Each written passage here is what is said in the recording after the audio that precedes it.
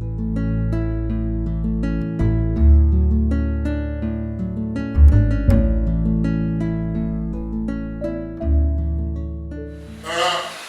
did I go about doing this research? Uh, Following Hickman's advice, spent a lot of time interviewing people and holding deep conversation.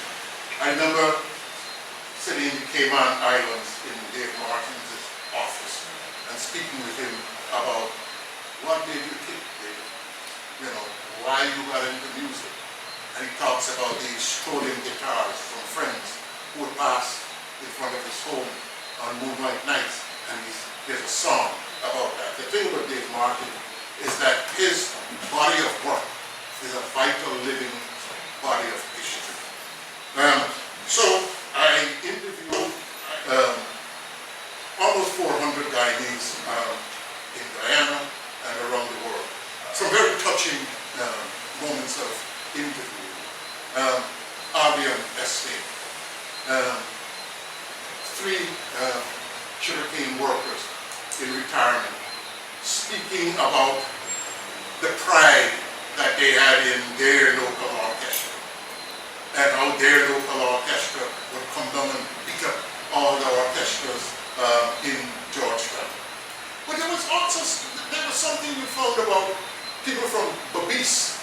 People from Babis were always saying, and Georgetown ain't got nothing over us in terms of music. I know there's a Babisian that I met today who is also a musician who is smiling with great pride.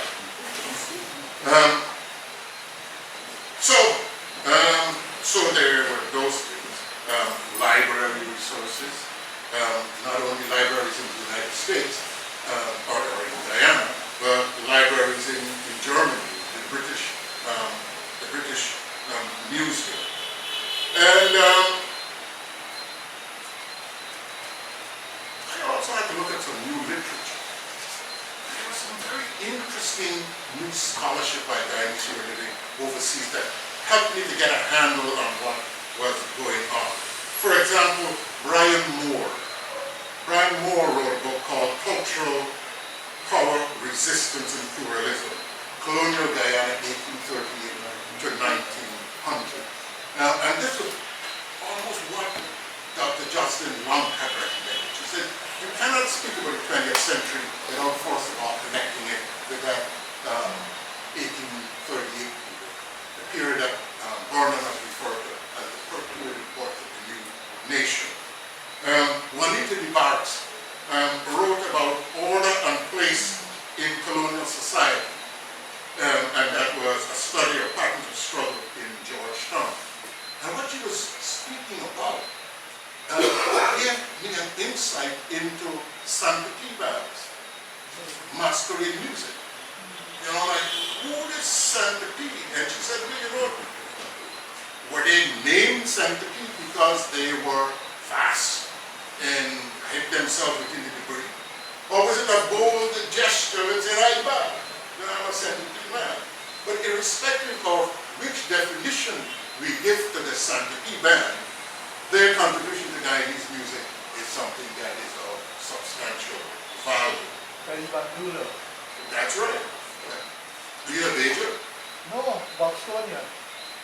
Well, all right. But anyway, the Bajans also got a place in this. Or was that, anyway, we come to that. The other person that we referred to, that I referred to, was Barbara Josiah. Barbara Josiah's book, Migration, Mining, and the African Diaspora, Guyana in the 19th and 20th century, took us on a journey into the bush. And you understood the role of music in work, the role of music in reflecting the awe, the awesome rawness of our hinterland. All of these things contributed to what helped me to collect data. I also searched for artifacts. Among the artifacts I had the good fortune of accessing were the collection by Jarai Productions. Jarai was Peter Templeton and Mark Matthews. And in the 1970s, they traveled from Crabwood Creek to Charity collecting Guyanese folk music. And it is probably one of the more comprehensive contemporary collections on Guyanese folk music. An earlier collection is Vesperlo's work. From the British Museum, we were able to find the music scores that Clem Nichols had composed in 1924 when the British Guyana Militia Band went to the British Empire exhibition and pretty much shook up the world. To the point when Major Henwood, well at that time Captain Henwood, came to become the music director, the director of music, the BG Militia Band. He said, I've heard about you even before I got here. And then the final thing I found was in Germany. I was at the University of Leipzig, and the faculty there said, you know, we had this history of Guyanese coming here, and they provided this list of all the Guyanese who studied there. And I said, well, you know, in 1966 there was an opera written on Guyana that was premiered at the Leipzig Opera House. I said, please tell me more. And he says, well, it was called Sugarcane Johnny, and it was written by Alan Bush. Now, Alan Bush is known as one of the leading communist composers in Britain. And so when you begin to connect dots, you begin to see an ideological connection there, because in solidarity with Guyana's struggle for independence, Alan Bush wrote this piece. And what was fascinating is that in this work, this really story about a black guy and an Indian lady falling in love, getting married, and the families pulling them apart, but finally they came together. The big ending is the guy coming out of the jail. Well, it really, you can see transparently, it's about Chetty. Right, it is very, you know, that moment of celebration when Chetty is being released. But Alan Bush does something very interesting. Alan Bush writes a piece of music called Quack Quack Concerto. The Quack Quack Concerto is based on Missy Losh Chipotle, and the piano is used in a very percussive way. So the piano, you've got a piano song, but the strident, my wife probably has the correct technical term for that.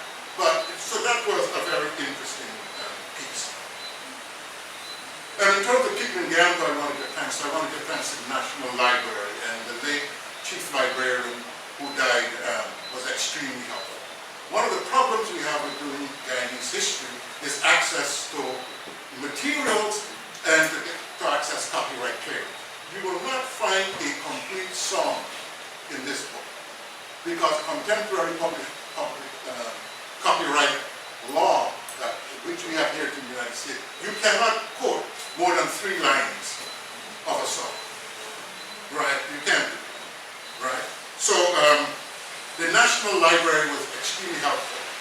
We had, and we still have, extreme difficulty in finding photographs of some of the leading Guyanese composers.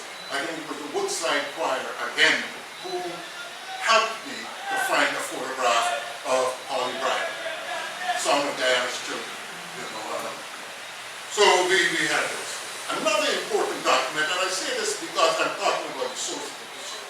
It's the A.J. Seymour's papers in the Caribbean Research Library at the University of Guyana. It was fascinating. You ask yourself the question, what kind of music did they play at funerals during the 1970s? And there in A.J. Seymour's collection is this folder of funeral programs, and Who Had Abide With Me, and this kind of stuff. The Chetty Jagan Research Center, probably one of the better organized depositories in the society, in that most of it is digital, it is searchable, and they were very helpful. Very helpful that, for example, there was a note that Chetty had scribbled when he was going to declare open the first National History and Culture Week program in 1958. He said the role of the artist is to mobilize the society, which kind of gave an insight into his perspective. think if you would, virtually every minister of culture in Guyana, from Derek Bernard, the only one I did not interview was Vibert D'Souza, who I think was Minister of Culture for a short period. But Derek Bernard, Dale Gislon, Dale Teixeira, and Frank Anthony. These are all people who spoke to it. So what did we find out? What we found out is that across these three eras, and let me just repeat what the three eras are. The first era extends from 1900 to 1953. We call that the period of matured imperialism, right? As a matter of fact, that's what is called new imperialism. It was economic policy driven by British economic wizards starting around 1856, and the purpose was to extract the raw materials from the tropical estate and the metaphorical estate continued, and so that Britain would have an advantage in the marketplace. It was a retreat from free trade. It was a reaction to the emerging and aggressive United States and an emerging and aggressive Germany. So right across these three eras, the second era is the preparation for independence, 1953 to 1966. And then the post-independence era from 1966 to 2000, which is where this book ends. And in that period, we could identify two periods, the PNC era 66 to 92, and the PPPC era from 92 to 2000. So right across these periods, the people of the governments of Guyana have dealt with what I call a cluster of ongoing problems. Racial and ethnic polarization, anti-democratic practices, persistent poverty, inequitable access to resources for self-actualization, unimaginative government bureaucracies, inadequate infrastructure, and reliable hinterland transportation. In 1938, a new governor was coming to Guyana. I'm telling you some of this today. New governor was coming to Guyana, and his name was Sir Wilfrid Scott. A Guyanese vaudevillian and calypsonian by the name of Ralph Fitz Scott wrote a welcome calypso. We welcome you, Governor Jackson, and we hope you will build the Hinterland Railway. I think we're still hearing a conversation about how we're going to develop logistics into that area. Across the 20th century, the musical demands of an active state influenced music. During that late colonial period, the government demanded music. You know, when the government arrived, you had to have ruffles. When he inspected the Guard of Honor, you had to have music. And what was important was Guyanese who were performing this kind of music. A lot of the governor's music was British music. And it was not until that third period, the period of the post-independence period, that you would have David Granger at GDF passing a mandate to Sonny Orr, saying all the regimental music must now become Guyanese. So under Sonny Orr, all the military music that you hear in GDF is homegrown. So here are governments influencing, government actions influencing. This action by government in terms of influence and informing music is sometimes referred to as the musical aesthetic of the state. And if you listen to Guyanese music, the music that is privileged at official functions, you would see changes over time. Okay? In our book, we speak about that. For example, there's this dynamic period in 1992 when the government changed. There's a resistance within the PPP. The PPP has an internal conflict in 1992. Should we get rid of a musical aesthetic of the state, which some folks have framed as black man music? There's internal conflict in that. There's an old guard which is going for that, and there's a new guard which is saying, no, that cannot be done. But we see a shift in terms of the repertoire of the Guyana Police Force Band as it becomes more inclusive and reflecting the musical heritage of our wider society. We did mention that this study covers decades. And I just want to share with you some of the findings by decade. The first, chapter 1, as Paloma pointed out to you, is called The Prelude. This is playing at the musician, right? You know, you've got coda at the end and prelude at the beginning. So, in this first chapter, I asked a number of questions. What was the dominant ideology of that time? And the dominant ideology of that time was racial supremacy. In that mature colonial period of time, not only in Guyana but across the world, there were notions of racial hierarchy. And in Guyana, this obtained. It was reflected in our schoolyard ditties. You know, well, what if you're black, stand back, if you're brown, stick around, if you're white, it's all right. This was the dominant ethos. The music that was privileged reflected that part of our heritage.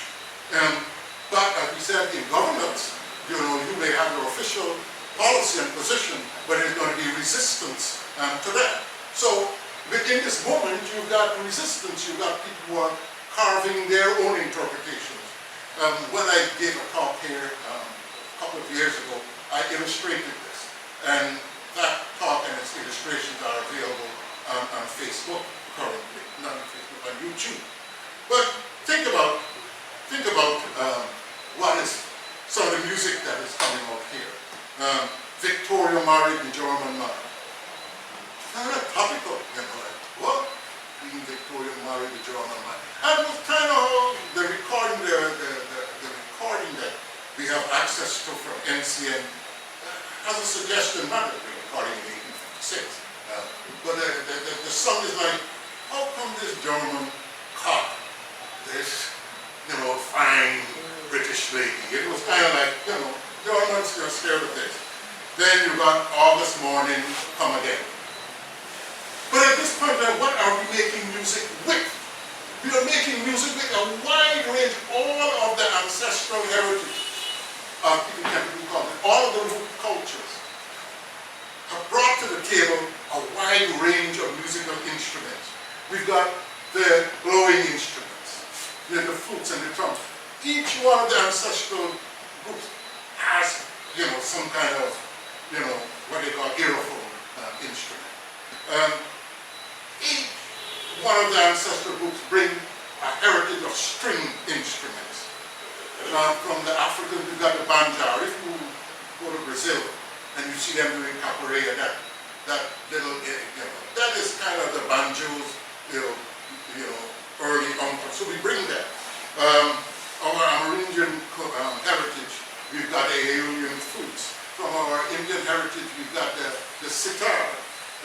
For drums, you know, look at the range of drums, you know, from the tapu of Kalimai Puja to, you know, Chucky here and the multiple hands of drums from Africa. As a matter of fact, right across our major heritage groups, they all speak about musical hands in drumming. You know, there are musical hands in Indian drumming, musical hands in African drumming, musical hands right across. So Dola, Danta, you know, for the idiophone, the striking things, we got cymbal, we got jal, manjira, shak. So at this point in time, we're at turn, you know, of the 20th century, we've got a rich instrumental community.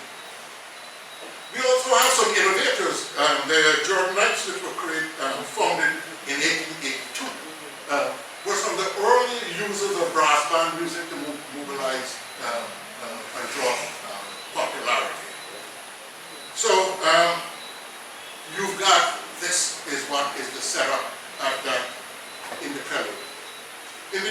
imperialism era, racial superiority still continues to be the dominant ethos, but the instruments are now changing. The piano is becoming the dominant domestic music-making instrument, and so is the violin. The piano is more than just a musical instrument. It is an instrument for home entertainment, but it's a big fashion statement. You know, in my generation, me and Michael June's generation, the big thing would have been your stereo set. Who got a component set, or who got a blue spot, radiogram, or whatever. The piano was a huge thing, particularly if you had a tropicalized piano. And I'm happy to report that my home state, Ohio, was a major exporter of tropicalized pianos to Guyana. You look at the newspaper advertisement and you would see the tropicalized pianos from the United States on sale. Also creeping up, it's the church organ. The organ is becoming very popular. Okay?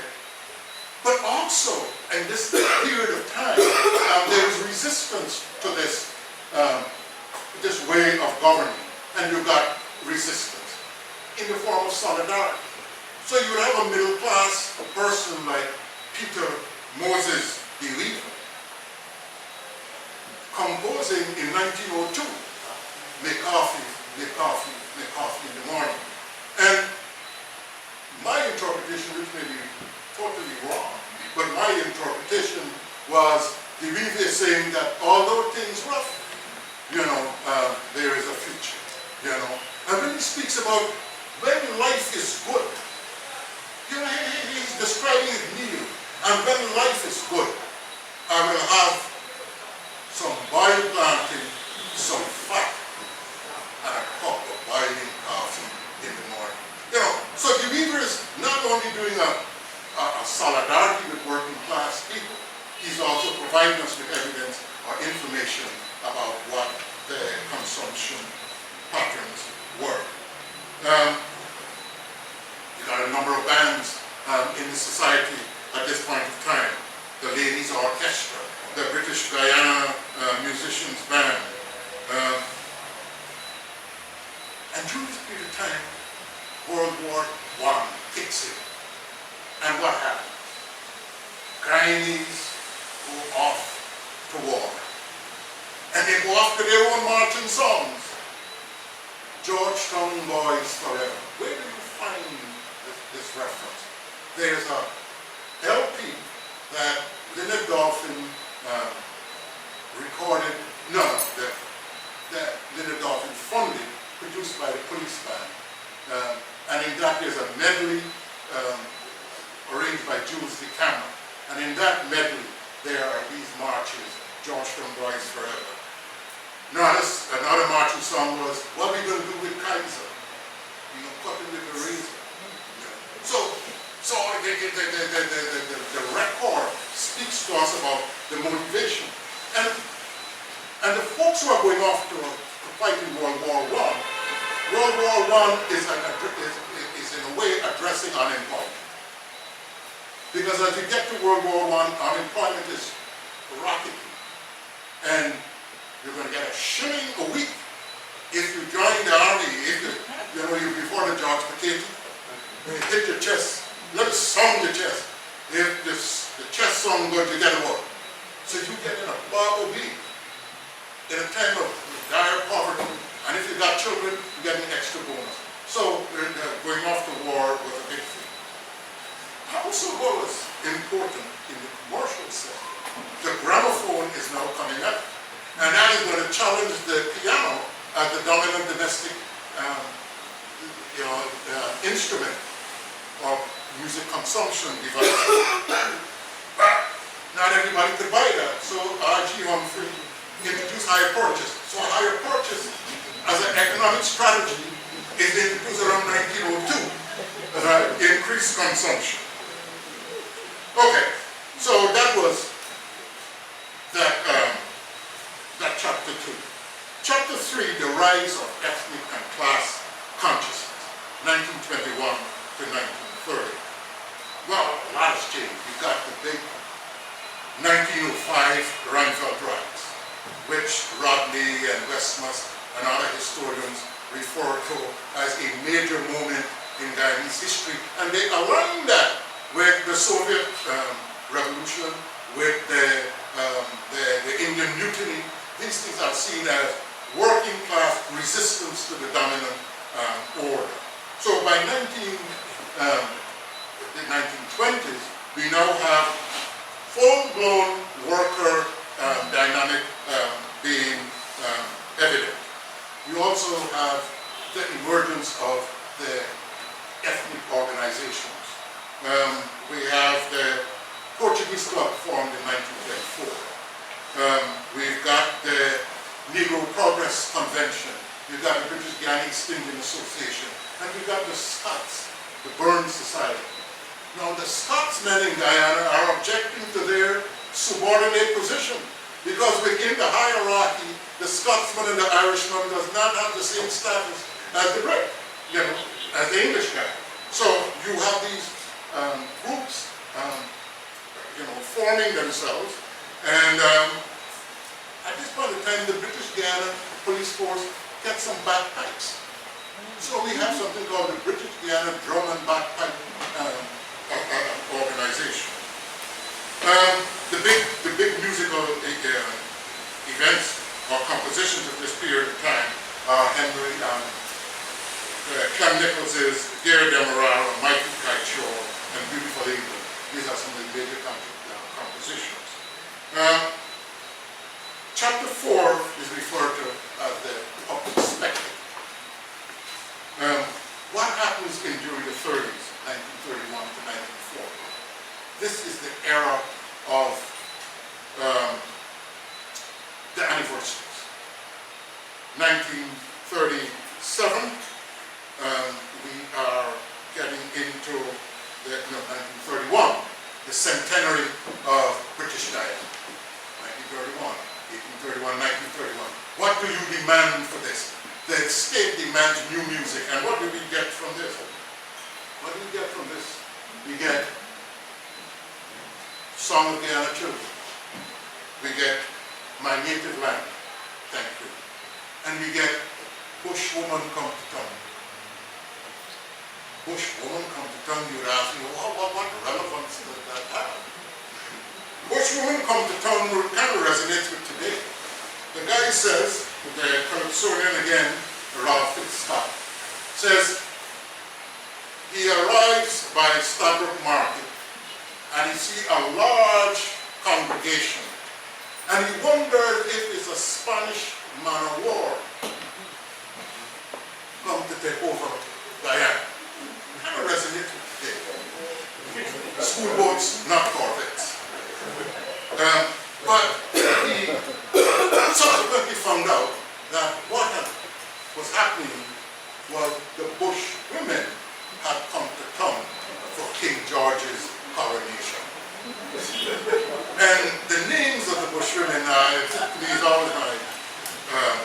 I'm always fascinated by this. In Guyanese, we've got a great capacity to give people false names. So you got some Bush women who've come to town with the names like Land Pirai. You got to be bad woman. Kumudi Coil. Barima Sluice Box. Right? And the other celebrations continue at abolition slavery 1934, centenary of our Indian ancestral arrival in 1837. And each one of these activities has a body of music, new music, imported music to go with these activities. And they lay a template that we still use today. Look at Mashaman, independence celebration, you got Light the Building, you got Route March, you got concerts, whatever. So a template is laid down there that in the post-independence period, we are going to appropriate and grow into things like Mashramani, etc. There's some other musicians happening at this time. Bill Rogers is emerging, right? Not only is he one of the first Guyanese to record, he's also an impresario. He brings in he starts the touring of Trinidadian Calypsonians in Guyana when he brings in Lord Caressa. And Lord Caressa falls in love, as my friend Mike June would say, a Billy Pokin named Peggy Daniels from Bartica. And Caressa falls in love with Peggy. And they go on a honeymoon. And this honeymoon speaks to all these places he's going in the bush. And what he's giving us the journey of that internal tourism, that internal music circle that the subordinated and subaltern community of musicians have. As your ruling class, as your tours and your concerts, and, the assembly hall or the town hall, here